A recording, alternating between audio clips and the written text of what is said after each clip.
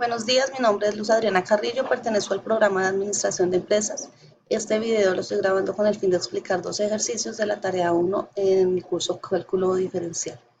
El primer ejercicio que voy a explicar corresponde al tercer punto, que dice hallar la ecuación de la recta que pasa por el punto C y es perpendicular a la recta que pasa por los puntos A y B.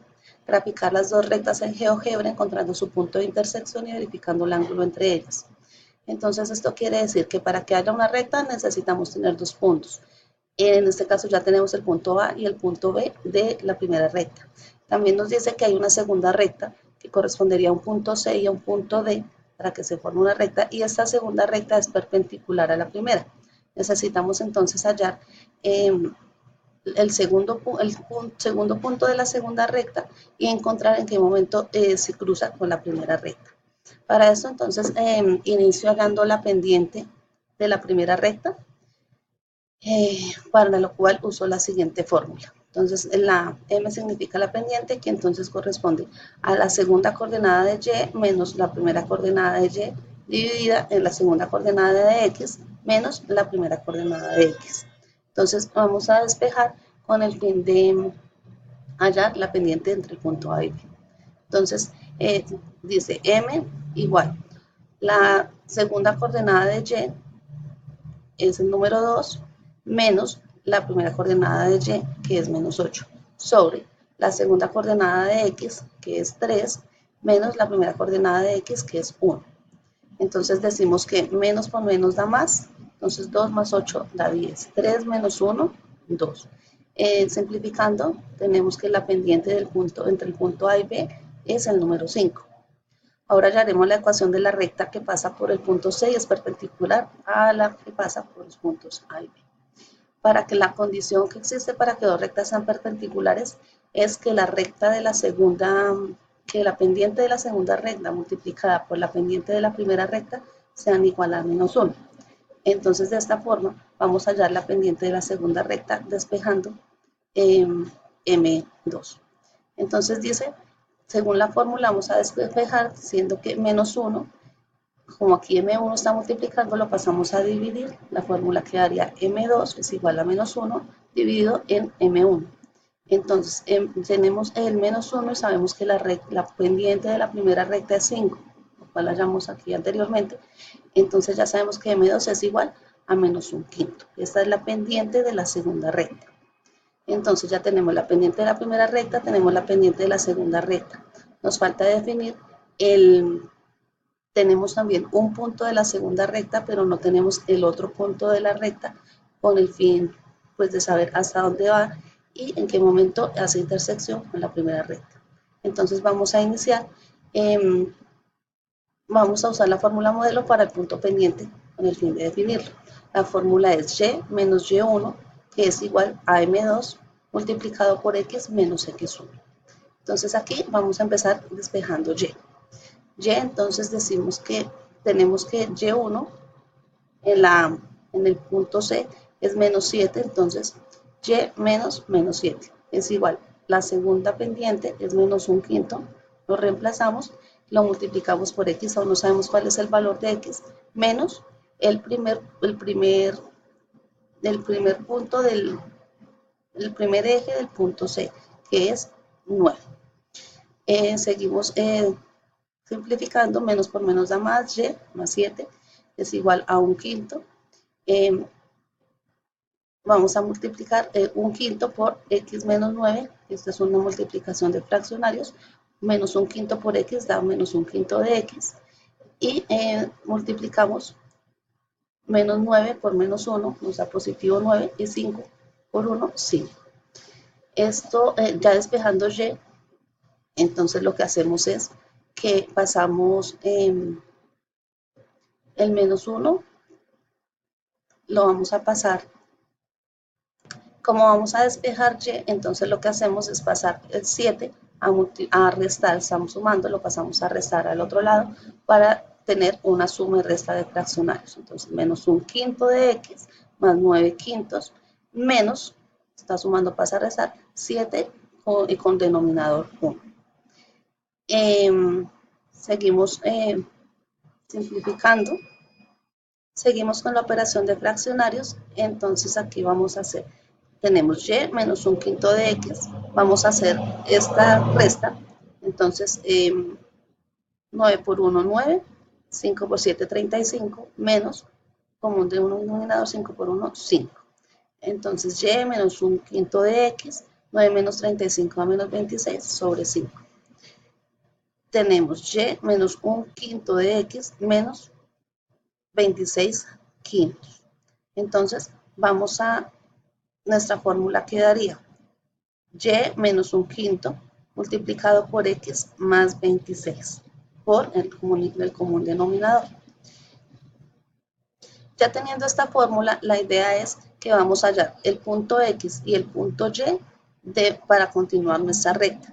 Entonces, le vamos a dar un valor a x con el fin de hallar la coordenada y. Entonces, vamos a decir que en nuestro punto D, en el eje x, vale 2 y vamos a hallar el segundo valor, que es el que corresponde al eje y. Entonces, reemplazamos menos un quinto, dijimos que x va a valer 2, más 26. Entonces, hacemos la operación, queda 2 más 26, 28, y vamos a colocar el denominador para hacer la multiplicación de fraccionarios. Que nos quedaría entonces 28 por 1 menos 28, 5 por 1, 5. Entonces ya con esta y tenemos las 4 coordenadas para ubicar en nuestra recta los puntos. Tenemos que la coordenada, la recta, el punto A y el punto B ya no lo habían dado, el punto C lo teníamos y el punto D lo tenemos con la X, el número 2 que asignamos al azar y acabamos de hallar el punto del eje Y que corresponde a menos 28 quintos. Ubicándolo en GeoGebra, esta es la recta que nos da. Teníamos el punto A y teníamos el punto B, acabamos de hallar el punto, teníamos el punto C, acabamos de hallar el punto D. Este es el lugar donde se realiza la intersección y pues de acuerdo al cálculo de GeoGebra tenemos un ángulo de 90 grados, es decir, se realiza una intersección perfecta. El segundo ejercicio que voy a explicar corresponde al punto 5, el cual dice graficar las siguientes funciones en GeoGebra calculando rango, dominio, intersecciones y asíntotas. Entonces tenemos la ecuación f de x es igual a x más 7 sobre x más 3. Entonces vamos a iniciar hallando el dominio. Dicen que para hallar el dominio de una fracción se verifica que el denominador sea diferente a 0. Entonces cogemos nuestro denominador, que es x más 3, tiene que ser diferente a 0. Despejamos x, entonces x es un número diferente. Despejamos 3, está sumando, lo pasamos a restar. Aquí entonces encontramos que el dominio es el dominio de la función x, quiere decir que x pertenece a los reales y que es un número, cualquier número diferente a menos 3. Ese es el dominio para el presente ejercicio. Ahora vamos a hallar las intersecciones. La intersección de x dice que la fórmula tiene que ser igual a 0. Tenemos que hacer igual a la ecuación a 0. Entonces tenemos x más 7 sobre x más 3 igual a 0. Vamos a igualar entonces. Decimos que x más 7 es igual a 0. Multiplicamos esto está dividiendo, x más 3 lo pasamos a multiplicar a x más 3 multiplicando al 0. Queda todo número multiplicado por 0 da 0, entonces x más 7 igual a 0. Despejamos x, está x sumando, lo pasamos a restar, quiere decir que x es menos 7. ¿Esto qué significa? Que en el eje de x nuestra gráfica va a pasar por el punto menos 7. En la imagen lo vamos a ver. Este es el eje de x. Nuestra curva va a cruzar el eje de x sobre el punto menos 7, que es el que tenemos acá. Entonces ya tenemos como el primer indicio de cómo va a ser nuestra curva. Ahora vamos a hallar la intersección en y.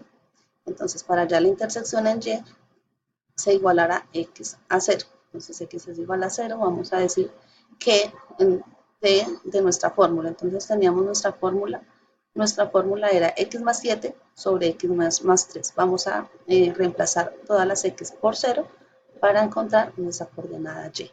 Entonces 0 más 7 sobre 0 más 3. Esto nos da entonces 0 más 7 es 7, 3 más 0 pues 3, entonces y es igual a 7 tercios. Esto quiere decir que nuestra curva en la coordenada Y va a ser el cruce en 7 tercios. Coordenada Y en 7 tercios. Por aquí abajito no se alcanza a ver en la gráfica, pero en ese punto tiene que pasar por el eje Y. Lo siguiente es hallar la asíntota horizontal. Entonces la asíntota horizontal dice que es el coeficiente del numerador sobre el coeficiente del denominador. Entonces vamos a reemplazar nuestros coeficientes. ¿Cuáles son los coeficientes? El coeficiente es el que tiene x. Como x está solita, quiere decir que tiene el coeficiente 1. Entonces sería 1 sobre 1, que es el del numerador sobre el denominador. 1 sobre 1, pues nos da 1.